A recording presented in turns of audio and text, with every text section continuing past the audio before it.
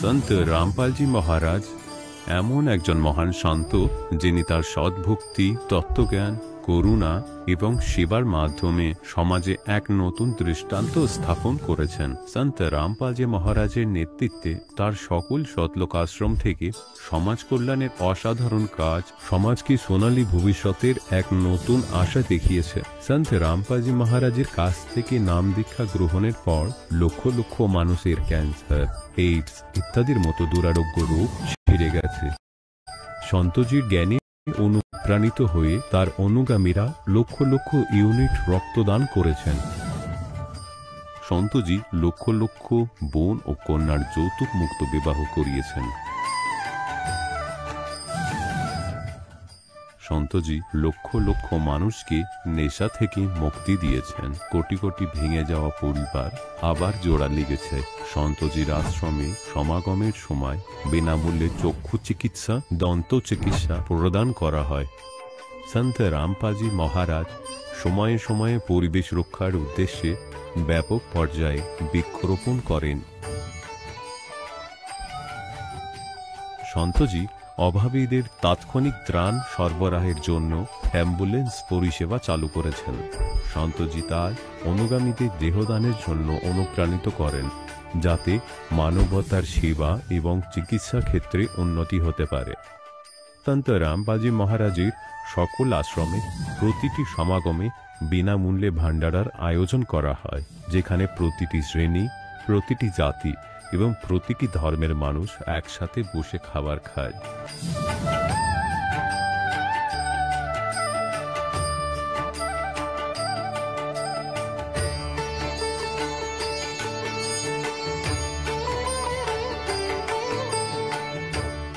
সন্ত রামপালজি মহারাজের আশ্রমে হাজার হাজার বয়স্ক মানুষ সম্মান এবং ভালোবাসার সাথে জীবনযাপনের সুযোগ পান। তাদের খাওয়া, থাকা এবং স্বাস্থ্যের সম্পূর্ণ দায়িত্ব সন্ত রামপালজি মহারাজ গ্রহণ করেন। অনাথ শিশুদের জন্য সন্ত রামপালজি মহারাজের সকল আশ্রম কোনো আশীর্বাদের চেয়ে কম নয়। এখানে শিক্ষা, সংস্কৃতি এবং ভবিষ্যতের জন্য উন্নত সুযোগ প্রদান করা হয়। বন্যা হোক, ভূমিকম্প হোক বা মহামারী, সন্ত রামপালজি মহারাজ এবং তার অনুগামীরা সবসময় অসহায় মানুষের জন্য সবার আগে দাঁড়িয়ে থাকেন।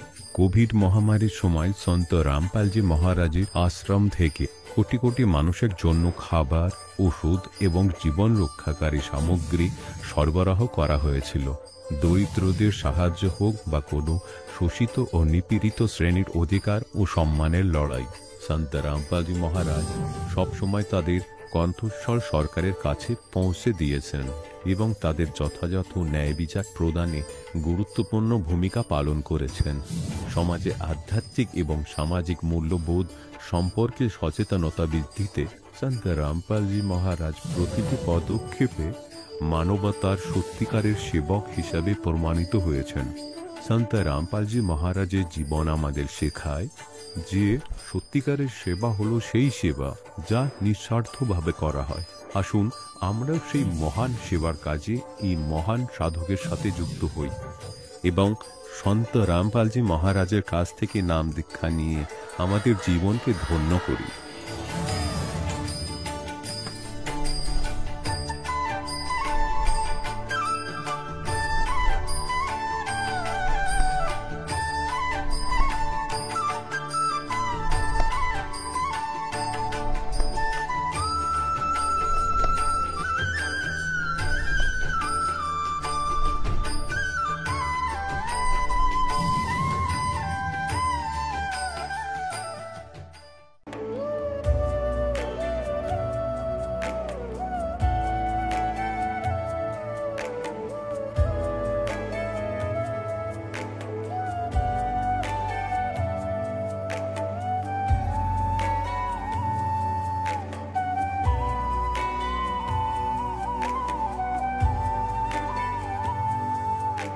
কে ব্রহ্মার পিতা, কে বিষ্ণুর মা, শঙ্করের ঠাকুর দাদাকে আমাকে বলো।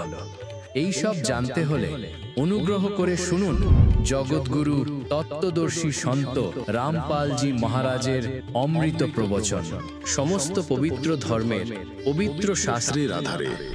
নমস্কার দর্শকবৃন্দ, আজ আমরা শুনতে চলেছি পশ্চিমবঙ্গের কুচবিহার জেলার এক ভক্ত অনুপ কুমার বর্মনের জীবন বদলে দেওয়া এক বাস্তব কাহিনী। অনুপজি একসময় ছিলেন একজন সাধারণ হিন্দু ভক্ত। বহু দেবদেবীর পূজা, মহামৃত্যুঞ্জয় মন্ত্র, হনুমান চল্লিশা সবই নিয়মিত করতেন, কিন্তু তবুও জীবনে শান্তি বা কোনো অলৌকিক ফল লাভ করেননি। এরপর একদিন তিনি সন্ত রামপালজি মহারাজের ভবিষ্যৎবাণীমূলক একটি ভিডিও ইউটিউবে দেখেন। তারপর গুরুদেবের জ্ঞান তাকে এমনভাবে আলোড়িত করে যে তিনি অনুসন্ধান শুরু করেন এবং অবশেষে 2020 সালে গুরুজির আশীর্বাদ ও নাম দীক্ষা লাভ করেন। নাম দীক্ষার পর অনুপজি নিজের জীবনে দেখেছেন অভাবনীয় পরিবর্তন।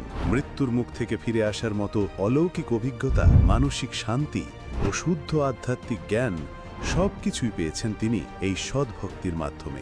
চলুন শুনে নেওয়া যাক অনুপ কুমার বর্মনের নিজ মুখে তার জীবন পরিবর্তনের এই অলৌকিক যাত্রার গল্প। নমস্কার স্যার। নমস্কার, স্যার আপনার নাম? আমার নাম অনুপ কুমার বর্মন। স্যার আপনি কোথা থেকে এসেছেন? আমি পশ্চিমবঙ্গের কুচবিহার জেলা থেকে এসেছি। স্যার সন্ত রামপালজি মহারাজের কাছ থেকে নাম দীক্ষা নেওয়ার আগে আপনি কি কি ভক্তি সাধনা করতেন?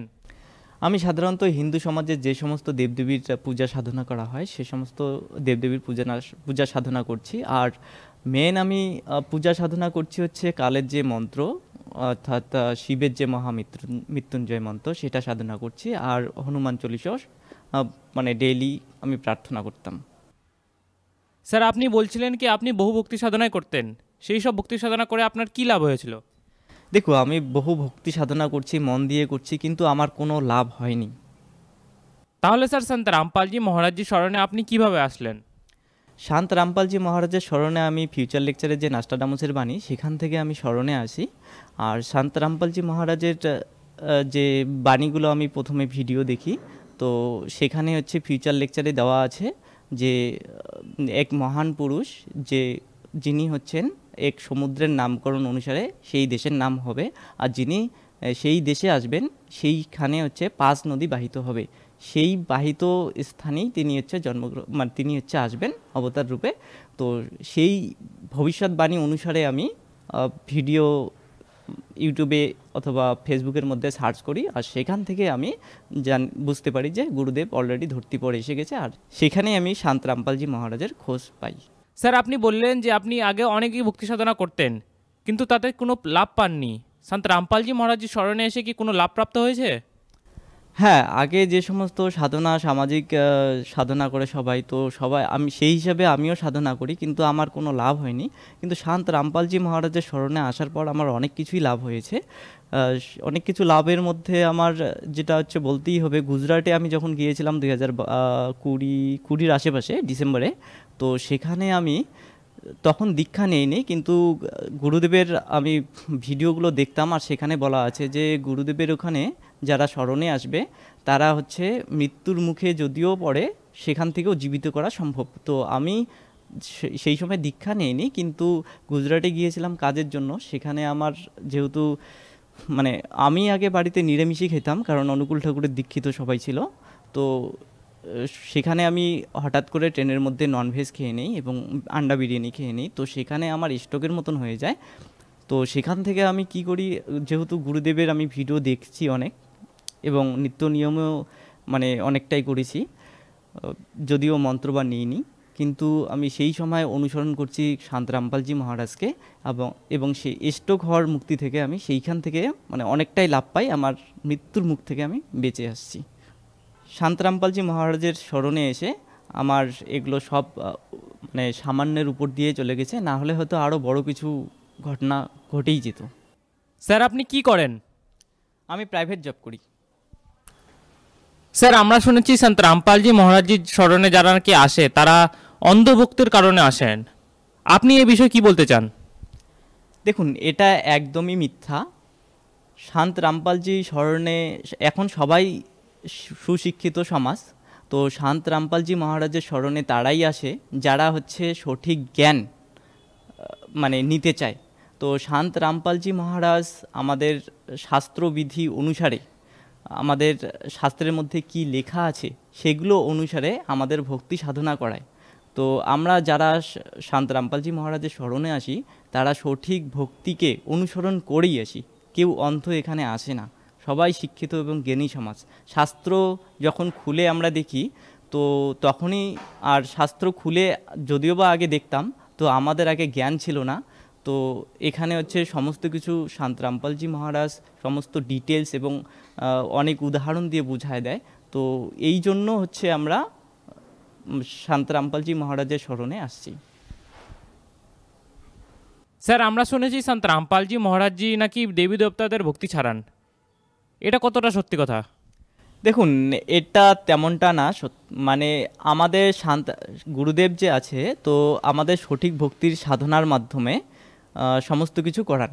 যেমন গীতা অধ্যায় নাম্বার 7 শ্লোক নাম্বার 15-র মধ্যে দেওয়া আছে যে 3 গুণের ভক্তি সাধনা করে তারা হচ্ছে অসুরকুলের লোক।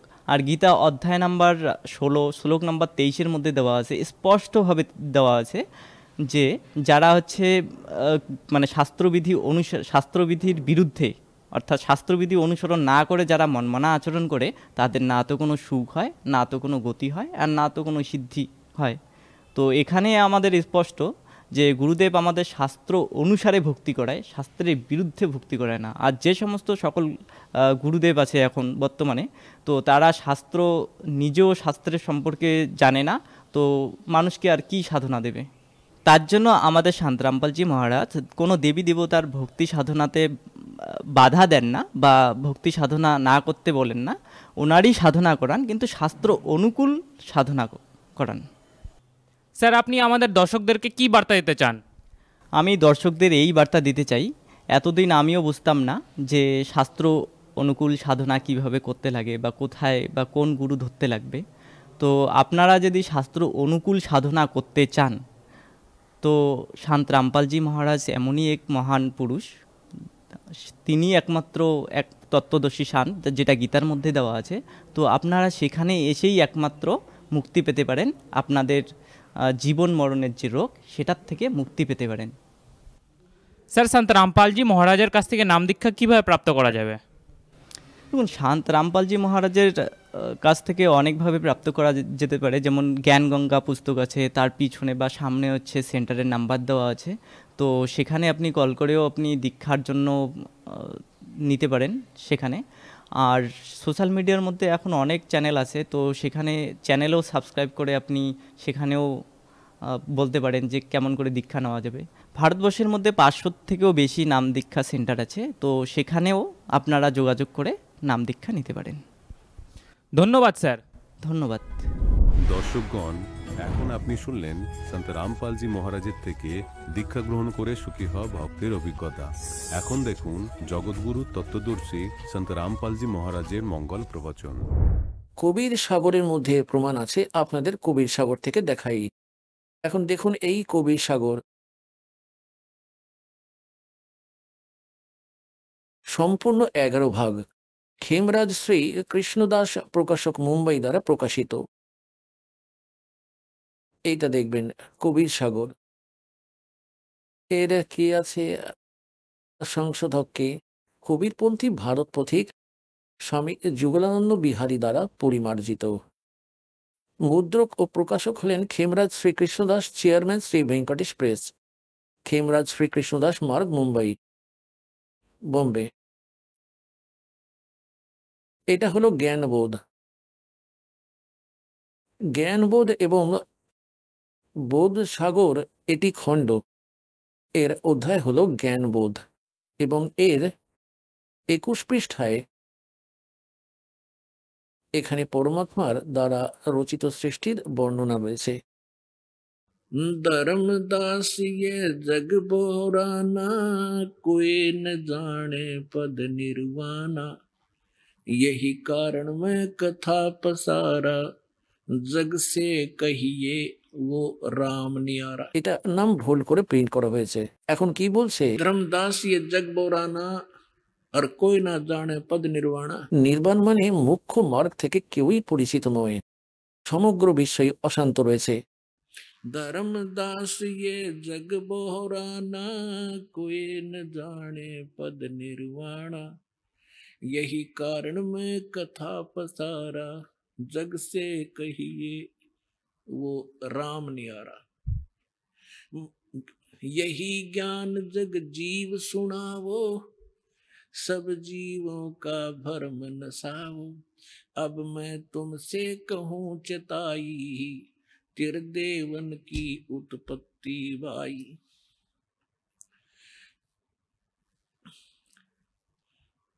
कुछ संक्षेप कहूँ गहुराई, सब संशय तुमरे मिट जाई। बरम गए जग वेद पुराना, आदि राम का वेद न जाना। राम राम सब जगत बखाने, এটা রাম আছে। आदि राम कोई बिरला जाने।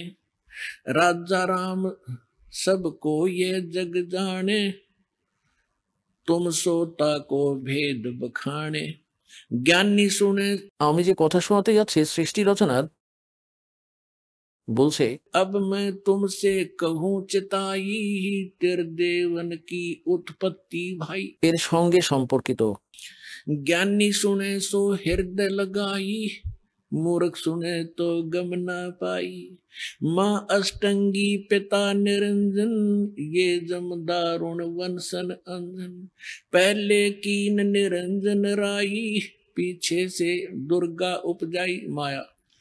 माया रूप देख अति शोभा, देव निरंजन तन मन लोभा। काम देव धर्मराय सताए, देवी को तुरंत दर खाए। पेट से देवी करी पुकारी, हे साहेब मोहे करो उबारी। टेर सुनी सतगुरता आए, अष्टंगी के बंद छुड़वाए। এখন এই কালকে এখানে ধর্ম রায় বলা হয়, তিনি বলেছিলেন যে আমি ধর্মের রাজ করব, সত্যের রাজত্ব করব, আর যেমন কর্ম করবে সেরকমই ফল দেব তাকে। এই জন্য এখানে বলা হয়েছে যে धर्म राय को हिकमत कीना, नख रेखा से बग कर लेना। धर्म राय करे भोग विलासा, माया को रही तब आशा। धर्म राय तीन पुत्र अष्टंगी जाए, ब्रह्मा विष्णु शिव नाम धराए। तीन देव विस्तार चलावे, इनमें ये जग धोखा खाए। पुरुष गम कैसे कोई पावे, काल निरंजन जग भरमावे।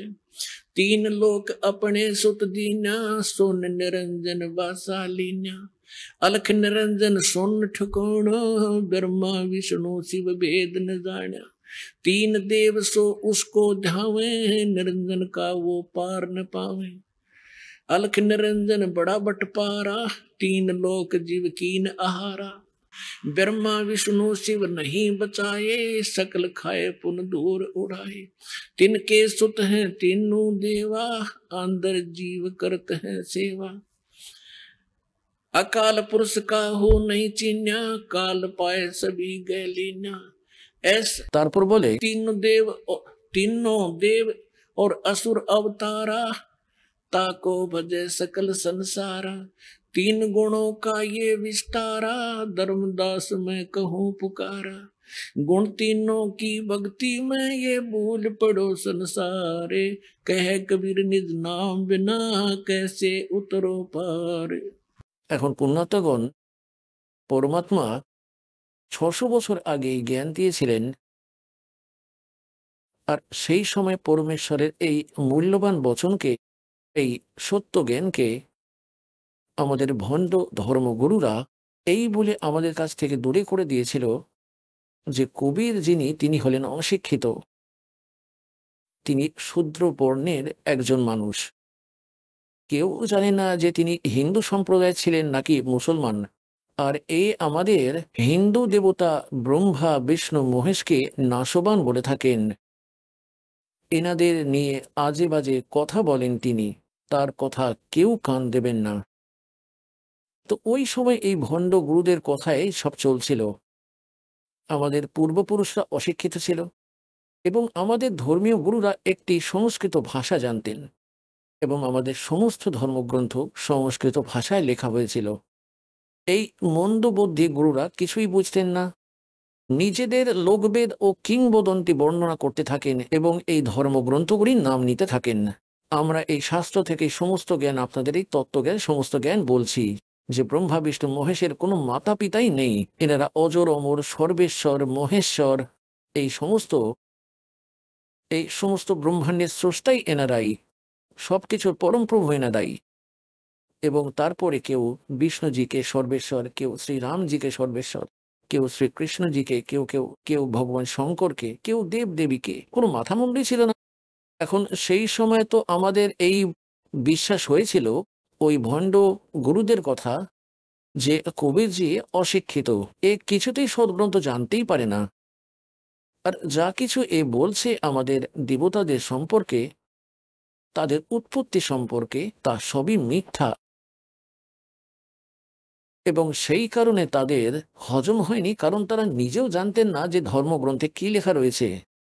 এখন পুণ্যত্তবন যদি পরমাত্মা 600 বছর আগে এই জ্ঞান লিপিবদ্ধ না করে যেতেন, তাহলে আজ আমরা পরমাত্মাকে চিনতেই পারতাম না।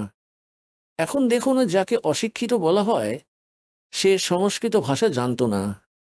যদি পরমাত্মা অন্য কোনো জাতে আসতেন, ব্রাহ্মণ জাতে, এবং সংস্কৃত অধ্যয়ন করতেন, তাহলে আজ আরেকটা অসুবিধা হতো, যে ভাই ব্রাহ্মণ ছিলেন তিনি, নিশ্চয় তিনি শাস্ত্র বুঝতে পেরেছেন, অন্যরা শাস্ত্র জানেন না, অন্য ব্রাহ্মণরা বুঝতে পারেননি, তাই তার শাস্ত্রের জ্ঞান ছিল। তো পরমাত্মা তো অশিক্ষিত ছিলেন এনাদের ভাষা অনুযায়ী, কিন্তু তিনি অশিক্ষিত ছিলেন না, বিদ্বান ছিলেন। আর যজুর্বেদের 40 নম্বর শ্লোকের 11, 12, 13-তে বলা হয়েছে যে শুধুমাত্র ওই তত্ত্বদর্শী সন্তই বলতে পারবে যে বিদ্বান ও অবিদ্বানের সংজ্ঞা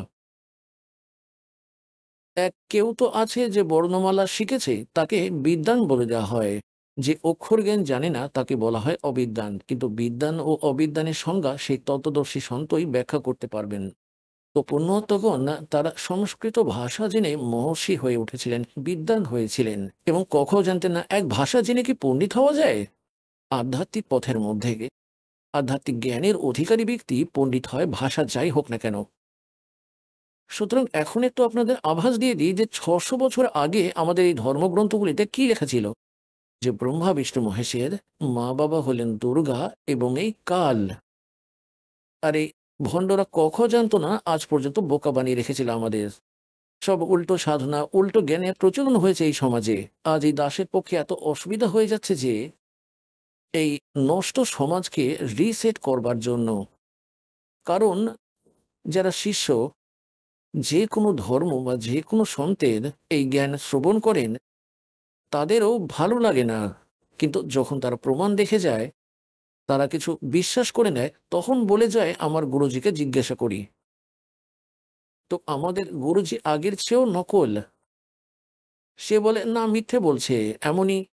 তখন তিনি চিন্তিত হয়ে পড়েন সেই আচার্য গুরুকে, যে তার শিষ্যরা সত্যটি না জানতে পেরে যান। কারণ এই বইয়ের তথ্য সত্যি সত্যটি দেওয়া রয়েছে, সিডিতেও রয়েছে সেটা। তারাও জেনে নেয় সবই সত্য, কিন্তু শিষ্যরা যেন পালিয়ে না যায়। এখন তাদের এই চিন্তাটাই হয়ে রয়েছে। কিন্তু এখন সময় এসে গেছে, এটা চিন্তায় পরিণত হোক বা না হোক, এই সব শিষ্যদের তো একদিন এখানেই আসতে হবে। অবশ্যই কিছু সময় লাগবে।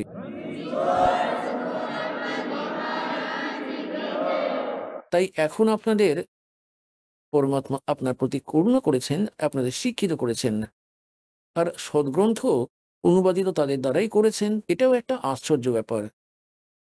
এই সম্পর্কে সূক্ষ্মবেদ বলা হয়েছে যে मोती मुक्ता दर्शत नाही, ये जग है सब अंदरे, दिखत के तनैण चश्म इनका फेरा मोतिया बंदरे।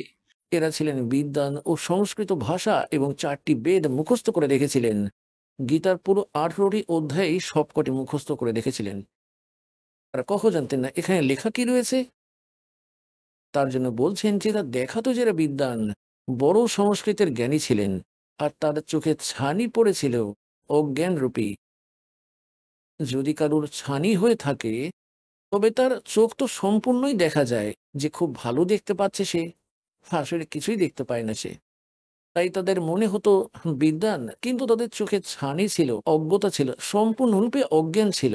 আমাদের সকল ধর্মগুরুরা আমাদের শাস্ত্রে কি বলছে, আর এই কথা 600 বছর আগে ভগবান বলে গেছেন। তো পুণ্যাত্মগণ, এখন বুঝতে দেরি হয় না যে who is god, Kabir is god. এখনই দেখাচ্ছি আপনাদের। এই দেখুন, এটা শিব পুরাণ।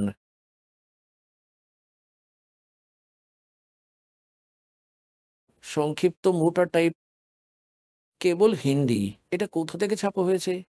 গীতা প্রেস, গোরক্ষপুর থেকে। আর কে এর অনুবাদক?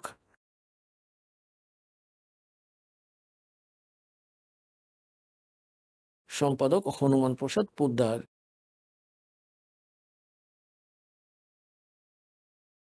ইনি প্রকাশক এবং মুদ্রক এখান থেকে। এক সময় নারদজি তার পিতা ব্রহ্মাজিকে জিজ্ঞাসা করলেন, কারণ ব্রহ্মাজি সকলের প্রথমে উৎপন্ন হয়েছেন বলে মনে করা হতো, জ্যেষ্ঠ পুত্র, এবং এনাকেই বেদ ও সমস্ত জ্ঞানের স্রষ্টা বলে মনে করতেন তারা। তাই নারদজি তার পিতাকে জিজ্ঞাসা করলেন। এখন দেখবেন, এই হলো রুদ্র সংহিতা। এটা হচ্ছে রুদ্র সংহিতা এবং এটি সংক্ষিপ্ত শিব পুরাণ। ৯৮ পৃষ্ঠা থেকে শুরু করব আমরা নিচে থেকে, এবং এটি পঞ্চম অধ্যায় রুদ্র সংহিতা এখানেই শেষ হলো। নিজের পুত্র নারদের এই কথা শুনে লোক পিতামহ ব্রহ্মা এখানে এইভাবে বললেন। এবার ষষ্ঠ অধ্যায় থেকে শুরু করা যাক, পৃষ্ঠা ৯৯-এ। ব্রহ্মাজি বললেন, ব্রাহ্মণ দেব শিরোমণি নারদকে বললেন, আপনি সর্বদাই সমগ্র বিশ্বের কল্যাণে নিয়োজিতই থাকেন। আপনি মানুষের কল্যাণ কামনায় এই খুব ভালো কথা জিজ্ঞাসা করেছেন। সে সময় তিনি সৃষ্টি রচনা সম্পর্কে জানতে চেয়েছিলেন। যে সময়ে সমগ্র জীবজগৎ ধ্বংস হয়ে গিয়েছিল, সর্বত্র কেবল অন্ধকার এবং অন্ধকারই ছিল। না সূর্য দেখা যেত, না চাঁদ। অন্যান্য গ্রহ ও নক্ষত্রপুঞ্জ সম্পর্কে কোনো জ্ঞানই ছিল না। না দিন হতো, না রাত। আগুন, মাটি, বায়ু এবং জলেরও কোনো অস্তিত্ব ছিল না। এই সময় তৎসৎ ব্রহ্ম, এই শ্রুতিতে যে সৎ শোনা যায়, একমাত্র তাই অবশিষ্ট ছিল। এখন আমরা ১০০ পৃষ্ঠায় আসি। ১০০-তে রুদ্র সংহিতা শিব পুরাণের। যে সময়ে যে পরব্রহ্মের বিষয়ে এই ব্রহ্মাজি জ্ঞান দান করছেন, যে পরব্রহ্মের সম্পর্কে আমি বলতে যাচ্ছি, তা জ্ঞান ও অজ্ঞতায় পরিপূর্ণ, অর্থাৎ কিছু সত্য, কিছু মিথ্যা।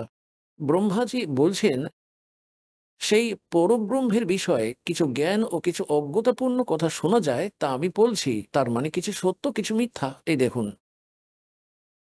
জ্ঞান এবং যে পরব্রহ্মের বিষয়ে জ্ঞান আর অজ্ঞান দ্বারা পূর্ণ যুক্তি দ্বারা তিনি কিছু সময় পর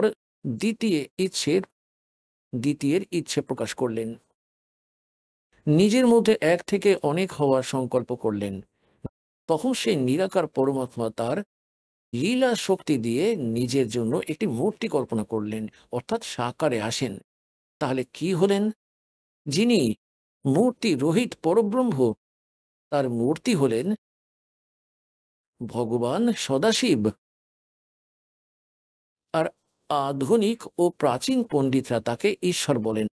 ওই সময় একাকী থেকে স্বইচ্ছা অনুসারে বিহারকারী সদাশিব নিজেই তার মূর্তি থেকে একটি স্বরূপ ভূত শক্তির, যা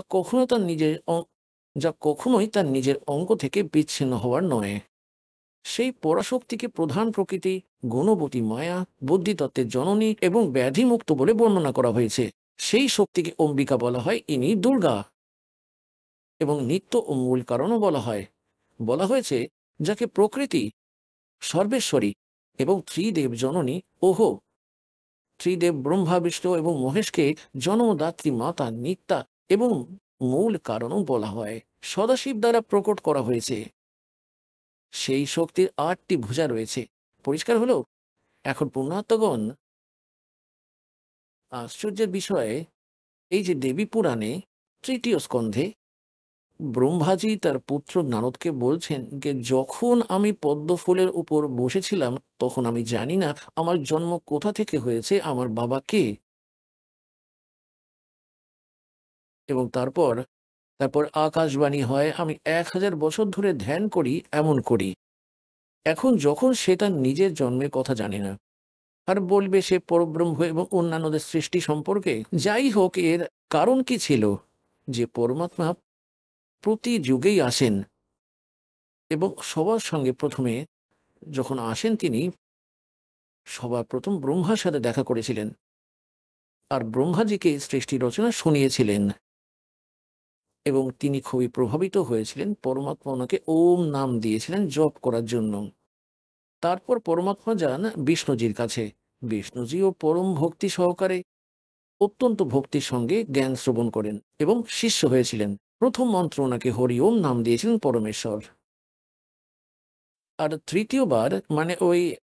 তৃতীয়বার শিবের কাছে গিয়েছিলেন, শঙ্কর ভগবানের কাছে, তিনিও জ্ঞান শুনেছিলেন এবং ওনাকে পরমাত্মা যে মন্ত্র বেদেও নেই সেই সোহম মন্ত্র দিয়েছিলেন। তো এখানে গরিবদাস সাহেবজি বলছেন, কবির সাহেবের মুখকমল থেকে শুনে যে कि हम बैरागी ब्रह्मपद सन्यासी महादेव और सोहम मंत्र दिया शिव जी को करे हमारी सेव। তো এই তিন ভগবানকে পরমাত্মা এসে দেখা করেন সাধু রূপে এবং তারা প্রথমে তো জ্ঞান গ্রহণ করেন, কারণ তারা জ্ঞান শুনেছেন, সৃষ্টি রচনার কথা শুনেছেন এবং তার পেছন থেকে কাল তাদের মনে এমন ভূত ঢুকিয়ে দিয়ে এমন ভাবে অনুপ্রাণিত করলো যে এই ঋষি কি জানেন বেদ এবং তা থেকে আলাদা কোথা থেকে জ্ঞান নিয়ে এলো, বেদই সর্বশ্রেষ্ঠ। তাই দ্বিতীয়বার যখন পরমাত্মা গেলেন যে তাদের আরো কিছু বলতে, তো ব্রহ্মাজি, বিষ্ণুজি এবং শিবজি তিনজনই তার জ্ঞানকে প্রত্যাখ্যান করেছিলেন যে না, বেদে যে জ্ঞান আছে আমরা কেবল তাই বিশ্বাস করি, তার বাইরে কিছুই নাই। তাছাড়া যা আপনি বলছেন তা আমরা বুঝতে পারছি না। কিন্তু ওই যে সৃষ্টি রচনা মালিকের কাছ থেকে শুনেছিলেন তা হাস্যকরভাবে বর্ণনা করে এখন এখানে শোনালেন, কিছু সত্য কিছু মিথ্যা। এখন তারই একটা ঝলক এখানে দেখতে পাবেন। দেখুন এখন কি বলছেন ব্রহ্মাজি। 100 পৃষ্ঠে আমরা পড়ছি রুদ্র সংহিতার, যে ইনি কি বলছেন যে যিনি মূর্তি রহিত পরম ব্রহ্ম, তার মূর্তি ভগবান সদাশিব। এই কাল কেমন প্রতারণা করে এ শপথ করে অঙ্গীকার করেছে যে যে আমি আমার আসল রূপে কখনো কাউকে দর্শন দেবই না। তাই কাউকে সে শিব রূপে দর্শন দিয়ে দেয়, কাউকে সে তার নিজের পুত্র বিষ্ণু রূপে, কাউকে তার পুত্র শঙ্কর অর্থাৎ শিব রূপে দর্শন দিয়ে দেয়। তাই এইভাবে ব্রহ্মাজি বিভ্রান্ত হয়ে তাকে সদাশিব বলছে। এখন দেখবেন, এই দেখুন ইনি কাল ভগবান, আরো স্পষ্ট হয়ে যাবে ইনি ভগবান সদাশিব। আর আধুনিক ও প্রাচীন পণ্ডিতরা তাকে ঈশ্বর বলে অভিহিত করেন। সেই সময় একা থেকে নিজের ইচ্ছা অনুযায়ী ঘুরে বেড়াতেন সদাশিব। নিজের বিগ্রহ থেকে, শরীর থেকে স্বয়ংই একটি স্বরূপভূতা শক্তির সৃষ্টি করলেন। এখন ব্রহ্মাজি তার অজ্ঞাতকে শ্বেত করার চেষ্টা করছেন এবং সেই সত্য আমাদের কাছে প্রকাশ হওয়ার ছিল, যা দাস আপনাদের কাহিনী বলেছে, যা পরমাত্মা শুনিয়ে রেখেছেন। আর এখন দাস মৌখিকভাবে যা বর্ণনা করছে তারই বাস্তব প্রমাণ পাওয়া যাচ্ছে এখানে। এটা কি বলছে যে সদাশিব অর্থাৎ কাল ভগবান নিজের ইচ্ছা অনুসারে নিজের ভেতর থেকে একটি মেয়ের সৃষ্টি করেছেন আর তাকে দুর্গা বলা হয়। এটা কি ছাই? এখন দেখুন, এখন তিনি কিভাবে জানতে পারলেন এভাবে হলো? যখন সে নিজেই বলে আমি আমার জন্ম জানি না, তাকে বলতে শুরু করেছেন নিজের বাবাকে। এখন সে মিথ্যা বলছে, পরমাত্মার কাছ থেকে শুনে তাকে বিভ্রান্ত করার চেষ্টা করলেন। কিন্তু সত্য গোপন থাকে না। चोर चुरावे तुमबड़ीर गड्ढे पानी में, वो गड्ढे वो उपराव ना सच्चाई छानी ना। এখন দেখুন আপনাদের প্রতি করুণা হয়েছে। ওই সময় একা থাকতেন এবং নিজের ইচ্ছা অনুযায়ী জীবনযাপন করতেন সদাশিব। কাল তার বিগ্রহ থেকে, শরীর থেকে স্বয়ংই একটি স্বরূপ ভোজা শক্তির সৃষ্টি করলেন, যা তার নিজ দেহ থেকে কখনোই বিচ্ছিন্ন হবে না। যে পরাশক্তিকে প্রধান, এটা মনে রাখবেন যে প্রধান দুর্গাকেই বলা হয়, প্রকৃতিও দুর্গাকেই বলা হয়। গুণবতী মায়া, বুদ্ধি তত্ত্বের জননী এবং পাপমুক্ত বলা হয়েছে। ওই শক্তিকে অম্বিকাও বলা হয়, যা সদাশিব তার শরীর থেকে, মূর্তি থেকে তৈরি করেছিলেন। কি বলা হয়েছে? বিকারহীন সেই শক্তিকে অম্বিকা বলা হয়েছে। তাকেই প্রকৃতি, সর্বেশ্বরী এবং ব্রহ্মা বিষ্ণু মহেশ ত্রিদেবের জননী, নিত্যা এবং মূল কারণও বলা হয়। সদাশিব দ্বারা প্রকাশিত নিজের কাল দেহ থেকে নির্গত ওই শক্তির 8টি বাহু রয়েছে। স্পষ্ট হয়ে গেল তাহলে দুর্গার ব্যাপারে। বিভিন্ন ধরনের গহনা তার শরীরের অঙ্গ প্রত্যঙ্গের সৌন্দর্য বৃদ্ধি করে। সেই দেবী বিভিন্ন ধরনের গতি দ্বারা সম্পূর্ণ এবং অনেক ধরনের অস্ত্রশস্ত্র ধারণ করে থাকে। একা থাকা সত্ত্বেও সেই মায়া দৈবক্রমে অনেক হয়ে যায়। ইনি 3টি রূপ ধারণ করেছিলেন, সাবিত্রী, লক্ষ্মী এবং সেই পার্বতীর, এবং এক একটি ছেলের সাথে তাদের বিবাহ দিয়ে দিয়েছিলেন। শ্রীদেবী পুরাণে এটা স্পষ্ট আছে। অন্য কোনো সময় দেখাবো, আজ দেখুন। একা থাকা সত্ত্বেও সেই মায়া অনেক হয়ে যায় দৈবক্রমে। যিনি এই সদাশিব, তাকে পরম পুরুষ, ঈশ্বর, শিব, শম্ভু ও মহেশ্বর বলা হয়। এখানে দেখুন, এখন 101 পৃষ্ঠে এসে গেছি আমরা, রুদ্র সংহিতার শিব পুরাণের। এখন এই কালের সম্পর্কে তথ্য চলছে যে সে তার সমস্ত শরীর অংশ ছাই দিয়ে ঢেকে রেখেছে। এই কালরূপী ব্রহ্ম, কাল ব্রহ্ম বলো বা সদাশিব বলো, ওই কালরূপী ব্রহ্ম একই সাথে শক্তির সাথে এই নাথ নয়, শিবলোক নামক অঞ্চলে সৃষ্টি করেছেন। শিবলোক নামক অঞ্চলে সৃষ্টি করেছেন।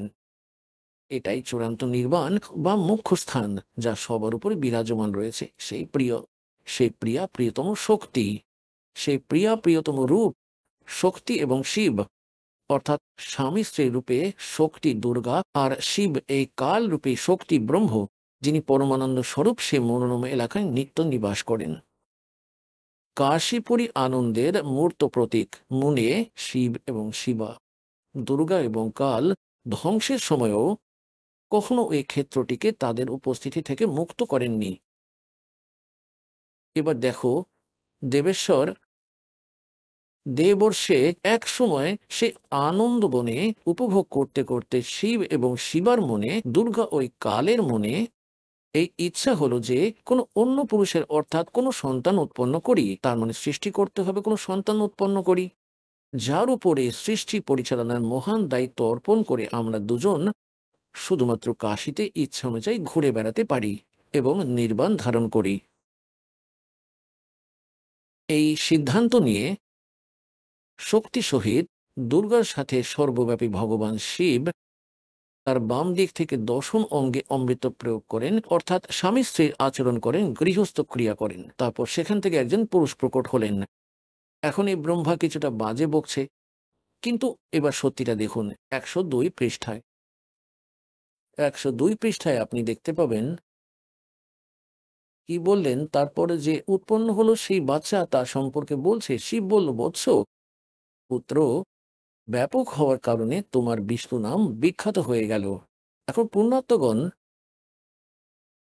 এখন এই কাল থেকে, সদাশিব এবং দুর্গা থেকে বিষ্ণুজির উৎপত্তি প্রমাণিত হয়েছে, যা পরমাত্মা 600 বছর আগে সহজ ভাষায় বলেছিলেন। अब मैं तुमसे कहूँ चिताई, तेरे देवन की उत्पत्ति भाई। माँ अष्टंगी पिता निरंजन, ये जम दारुण वंशन अंजन। माया देख रूप अति शोभा, देव निरंजन तन मन लोभा। कामदेव धर्मराय सताए, हे देवी को तुरंत दरकाए। पेट से देवी करी पुकारी, हे साहेब मेरी करो उबारी। टेर सुनी तब ता हम आए, अष्टंगी को बंद छुड़वाए। धर्मराय की ने भोग विलासा, दुर्गा को रही तब आशा। সে গর্ভবতী হয়ে পড়ে। 3 पुत्र अष्टंगी जाए, ब्रह्मा विष्णु शिव नाम धराए। আরে নকলিরা বলতো যে সে কি জানে যে সে নিজে নিরক্ষর, সব মিথ্যা বলে, তারা নিজেরাই মিথ্যাবাদী ছিল। তো পুণ্যাত্মগণ, আজ আপনাদের উপর কৃপা হয়েছে। আমাদের ধর্মগ্রন্থ, যেগুলোকে আমরা পবিত্র মনে করি, তা আজ কি বলছে। আর এই নকল সন্তরা, আমাদের ধর্মীয় গুরুরা কি আজে বাজে বলতেন। তাই এখন আমরা আমাদের দিক পরিবর্তন করে এই মোক্ষ লাভ করব। এই ভালো সুযোগ পরমাত্মা ঠিক করে রেখেছেন আপনাদের জন্য এই সময়ে, এবং এই ভালো সুযোগ আপনি পেয়েছেন। এটা আপনি আপনার পূর্বের আশ্চর্যজনক সুন্দর এবং খুব ভালো পুণ্য নিজে নিয়ে জন্মগ্রহণ করেছেন। যদিও আজ আমরা দুঃখিত, অবশ্যই আমরা যতই কষ্ট পাই না কেন, আপনার ভক্তির যে নম্বর, তা 100-র মধ্যে 100ই পুরো। যারা শতলোক আশ্রম বারোয়ালায় পৌঁছেছেন, আরো আসবে পরে।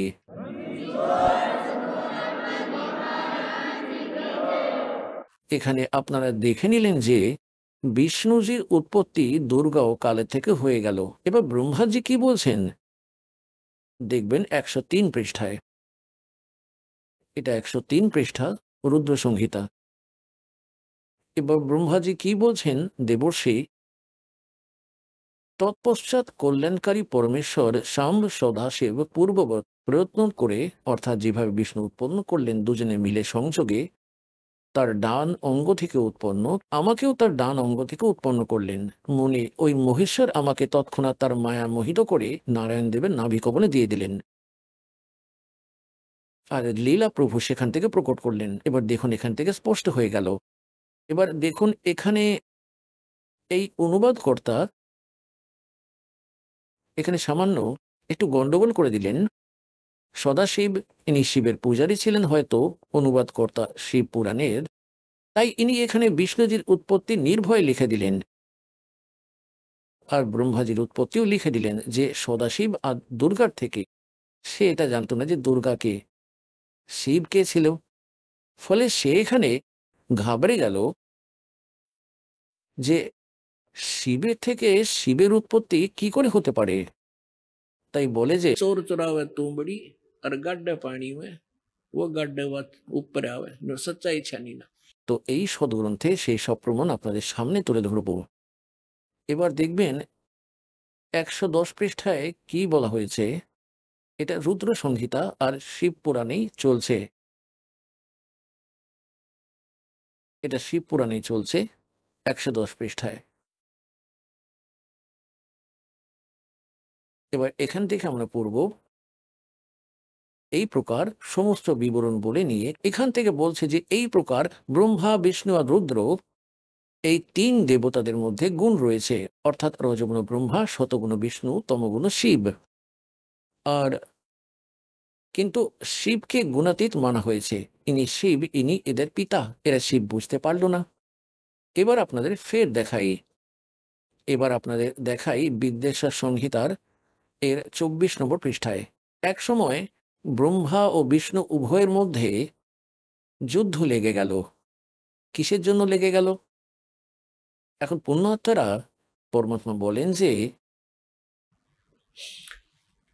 कि निरंजन को तीन देव सो उसको ध्यावे, निरंजन का वो पार न पावे। এই ব্রহ্মা বিষ্ণু মোহে সমাধিতে বসে তারা খুব জোর লাগিয়ে দিল। বলা হয় যে নিজেদের পিতার খবরই তারা জানে না। আর সে কি কেমন ভাবে ছল করে, যেমন ঋষি মহর্ষিরা সমাধিস্থ হওয়ার চেষ্টা করলেন, কাউকে ব্রহ্মাজি রূপে দর্শন দিয়ে দিলেন, তখন সে সবার সাথে সবার সামনে এটাই প্রমাণিত করে দিল নিজের অনুভব দ্বারা যে এই ব্রহ্মাজি যিনি আছেন, যিনি ওনার সম্মুখে দেবতা ছিলেন, ইনি সর্বেশ্বর। আমি সমাধি দশায় তার দর্শন পেয়েছি। ইনি লুকিয়ে বসে রয়েছেন, নিজেকে তিনি সৃষ্টি রচনা করেছেন, প্রজাপতি, সবার জনক।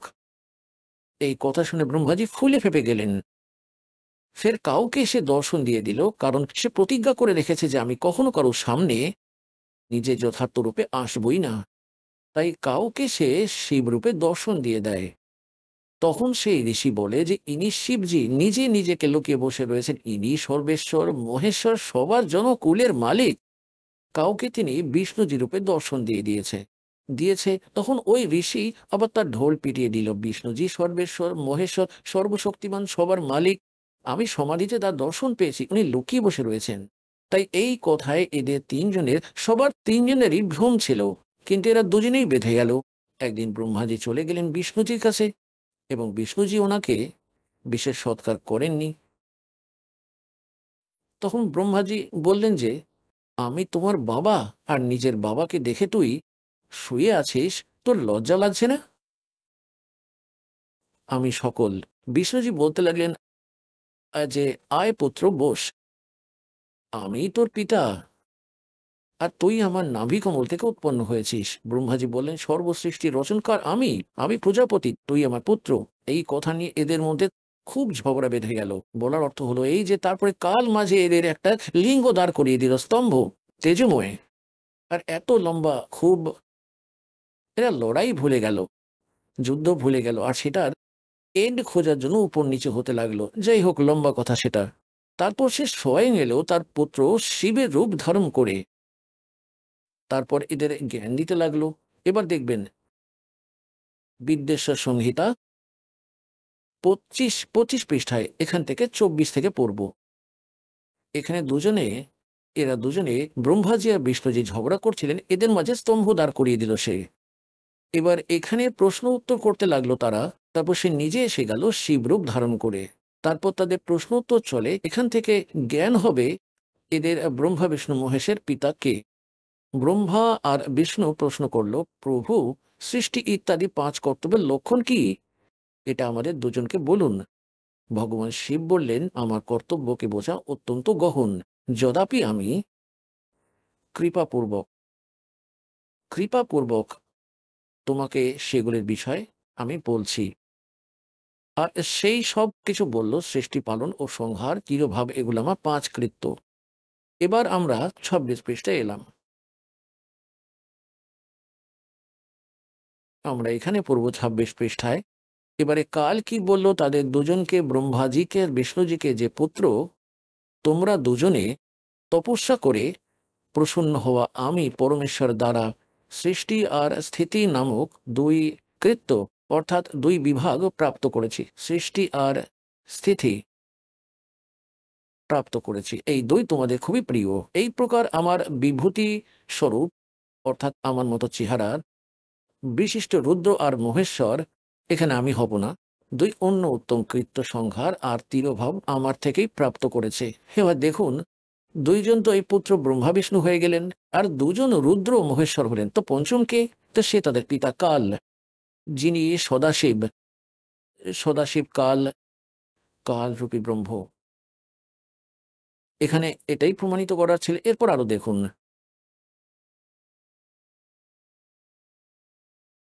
এবার এখানে এরপর কি বলছে যে আমি আমি পূর্বকালে আমার স্বরূপ ভূত মন্ত্রের উপদেশ করি, যিনি ওঙ্কার রূপে প্রসিদ্ধ। এটা মহামঙ্গলকারী মন্ত্র। সবার প্রথমে আমার মুখ থেকে অঙ্কার অর্থাৎ ওম প্রকট হলো, যে আমার স্বরূপের বোধ করায়। ওঙ্কার বাচক, আমি হলাম বাচ্য। এই মন্ত্র হলো আমারই স্বরূপ।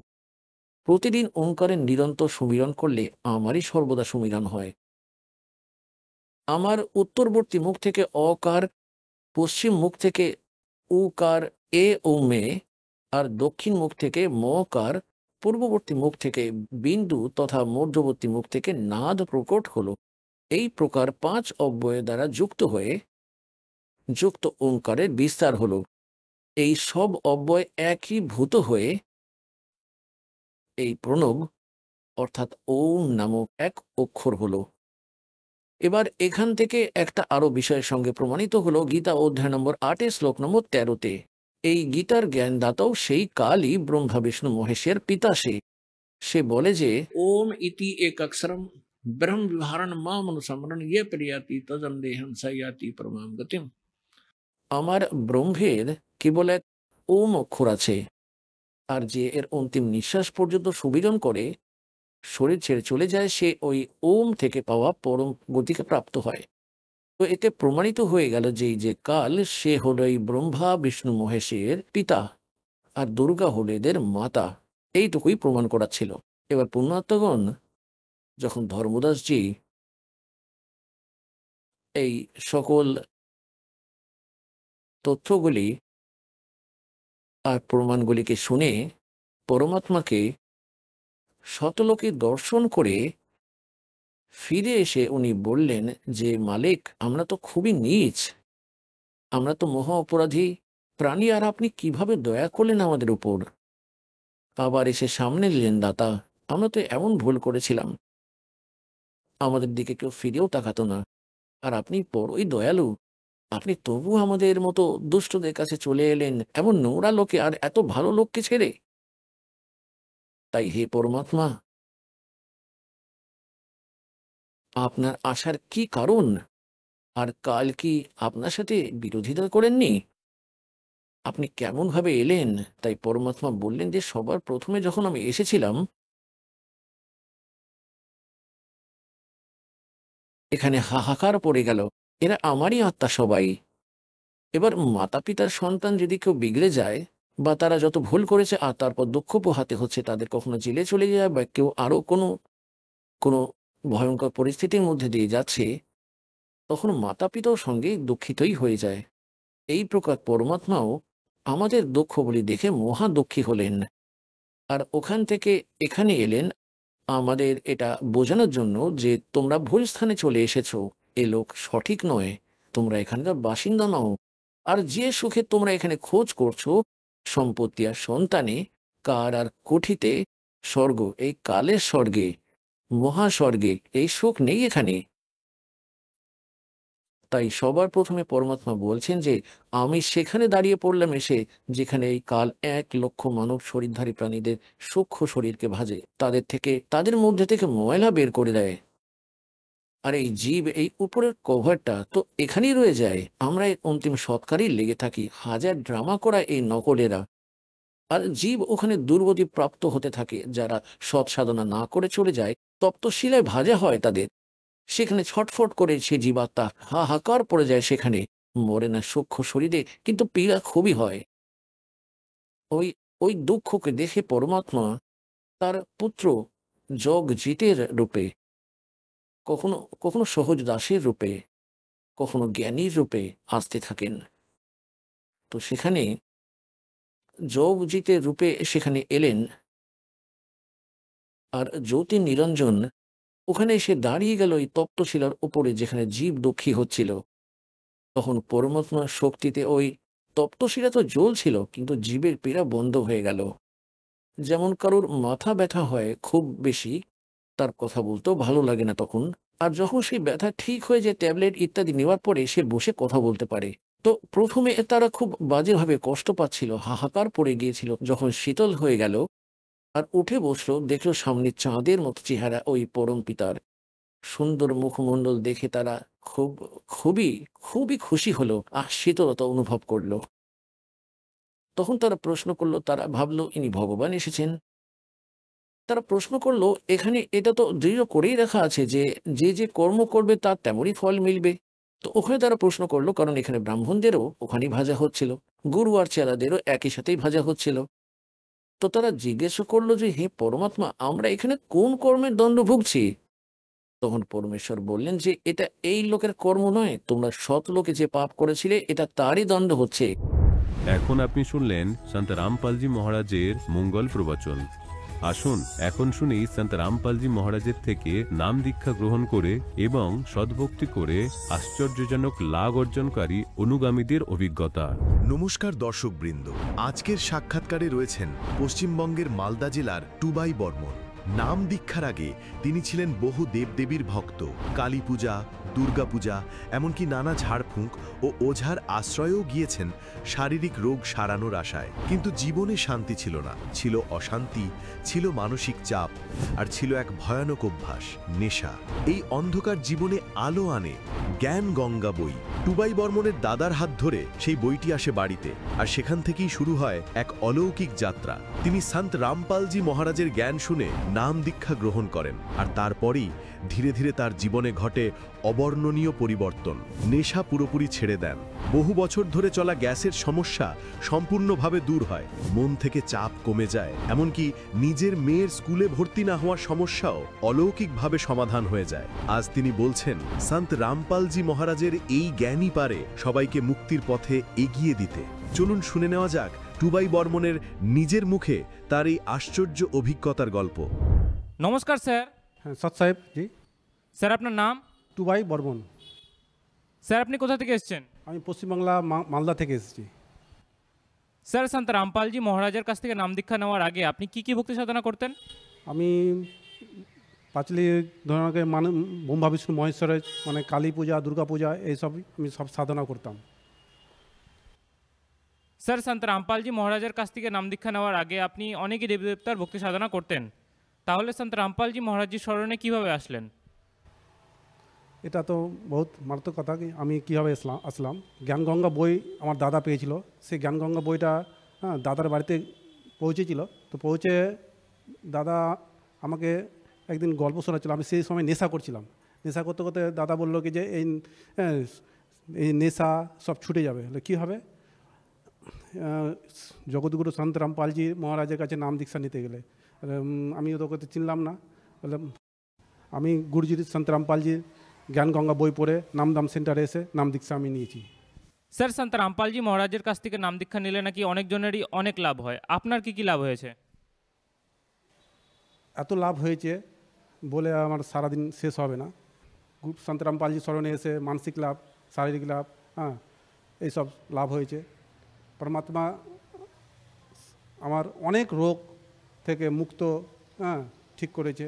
আমার বাড়িতে অনেক অশান্তি ছিল, হ্যাঁ, এই অশান্তি থেকেও আমার কিছু টেনশন দূর হয়েছে। হ্যাঁ, এইসব আমার আরও লাভ হয়েছে। সেই লাভ ধরেন কি যে একবার মেয়েকে আমি ভর্তি করতে পারছিলাম না, হ্যাঁ, স্কুলে, গ্রাম থেকে আমাকে তাড়িয়ে দিয়েছিল। তো মেয়েকে আমি স্কুলে মালদা, হ্যাঁ, ভর্তি করতে যাচ্ছিলাম, তো ভর্তি নিচ্ছিল না। সেই সময় সন্ত রামপালজি স্মরণে এসে, হ্যাঁ, মালিককে ডাকলাম, পরমাত্মাকে, জগৎগুরু সন্ত রামপালজিকে। তো নাম বলা মাত্রই সে আমার মেয়েকে ভর্তি নিয়েছে। একবার প্রথমে তো আমার গ্যাসে এত গ্যাস ছিল, সেই গ্যাসে আমি কিছু খেতে পারছিলাম না, মানে 2 দিন পর পর আমাকে ওষুধ খেতে হতো। হ্যাঁ, সেই ওষুধ খেয়েও আমার ঠিক হতো না। ঝাড়ফুঁকও গিয়েছিলাম, হ্যাঁ, মা কালী, হ্যাঁ, দুর্গার কাছে গিয়েও আমি ঝাড়ফুঁক করিয়েছিলাম, সেই ঝাড়ফুঁকে আমার ঠিক হয়নি। একমাত্র জগৎগুরু সন্ত রামপালজি স্মরণে এসে, হ্যাঁ, নাম দীক্ষা নিয়ে আমার এই রোগটা মুক্ত হয়েছে। এখন পর্যন্ত আমার কোনো গ্যাস, কোনো অসুখ বিসুখ আমার নেই। আমি প্রচণ্ড নেশাও করতাম, এত নেশা করতাম, মদ থেকে চালু করে ভাঙ অবধি আমি নেশা করতাম। সেই বলবম যেতাম, তাও নেশা করতাম, মানে কোনো দেবদেবতার ভক্তি পূজা পাঠ করতে গেলে নেশা করতে হতো আমাকে। হ্যাঁ, সেই সন্ত রামপালজি স্মরণে এসে নেশা থেকে আমি মুক্ত। কোনো নেশা এখন পর্যন্ত সন্ত রামপালজি স্মরণে এসে নেশাতে হাত অবধি আমাদেরকে, হ্যাঁ, লাগাচ্ছি না। স্যার, আপনি বললেন সন্ত রামপালজি মহারাজের কাছ থেকে নাম দীক্ষা নিয়ে আপনার নেশা সমাপ্ত হয়ে যায়। তাহলে এটা কিভাবে সম্ভব কি একটা সন্তের কাছ থেকে নাম দীক্ষা নিয়েই ওনার ভক্তিবিধি দ্বারাই নেশা সমাপ্ত হয়ে যায়? এটা খুব ভালো প্রশ্ন। জগৎগুরু সন্ত রামপালজির স্মরণে আসা পরেই সবারই নেশা থেকে মুক্ত হয়ে যাবে। কেন, গুরুজি সৎসঙ্গে বলে, একবার যে সারা মদ খাবে সে 70 জন্মবার কুকুর জনিতে যাবে। এই শুনে নেশা কি, ওকে নেশা ছাড়তেই হবে। কেন, আমরা তো আর কুকুর জনিতে যাব না। হ্যাঁ, সেই আমরা তো চাইছি মুক্তি হওয়ার জন্য। এই মুক্তি থেকে কীভাবে মুক্তি হব না, নেশা করলে তো আমাদের, হ্যাঁ, হবে না, আর কুকুর জনিতে যেতে হবে। আমরা নেশা থেকে মুক্ত হয়ে আছি। কোনো, হ্যাঁ, গুটকা, বিড়ি, সিগারেট, কোনো হাত অবধি আমরা গুরুজি ততদূর সন্ত রামপালজির, হ্যাঁ, আমাদেরকে বলেছে নেশাতে হাত লাগাতে পারবে না। হ্যাঁ, এই থেকে আমরা মুক্ত হয়েছি। স্যার, সন্ত রামপালজি মহারাজের কাছ থেকে নাম দীক্ষা নিয়ে আপনার অনেকই লাভ হয়েছে। তাহলে যে দর্শকগণ আপনাকে এখন দেখছেন তাদেরকে আপনি কি বার্তা দিতে চান? বার্তা কি, সন্দেশ কি গুরুজি সন্ত রামপালজি দেবে। আমি তো কেবল এই গুরুজির দাস হয়ে আমি বলছি যে আপনারাও এই জগতের ভাই বন্ধুরা যত আছেন, আপনারাও এই গুরুজি সন্ত রামপালজি স্মরণে এসে নাম দীক্ষা নেন। আপনাদের এই রোগ থেকে, নেশা থেকে আপনারা মুক্তি পাবেন। হ্যাঁ, গুরুজির স্মরণে যে আসার জন্য যে গুরুজির যে সাধনা চ্যানেলে সৎসঙ্গ চলছে, সেই সৎসঙ্গে চলার নিচে যে পিলা পেজটা হচ্ছে, সেই পিলা পেজে নাম্বার আছে, সেই নাম্বারে ডায়াল করবেন। আর কোথায় নজদিক আপনার নাম কেন্দ্র সেন্টার আছে সন্ত রামপালজির, সেখানে নাম দীক্ষা, হ্যাঁ, নিয়ে যাবেন এই জগৎগুরু সন্ত রামপালজির স্মরণে আসার জন্য। ধন্যবাদ স্যার। সৎ সাহেব।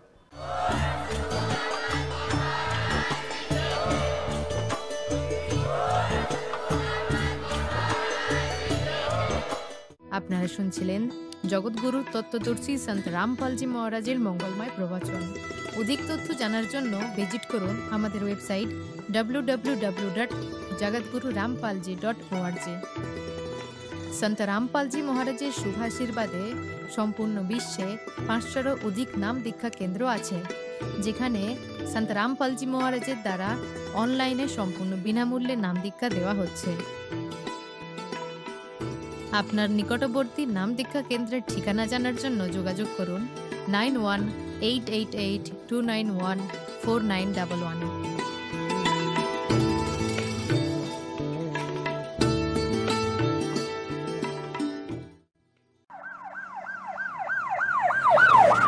হঠাৎ করে অসুস্থ হলে চিন্তা কিসের?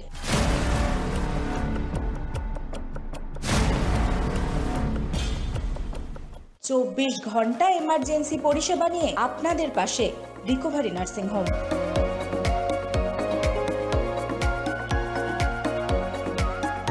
তাই দিন হোক বা রাত, রিকভারি নার্সিং হোম বাড়িয়ে দেবে সুচিকিৎসার হাত।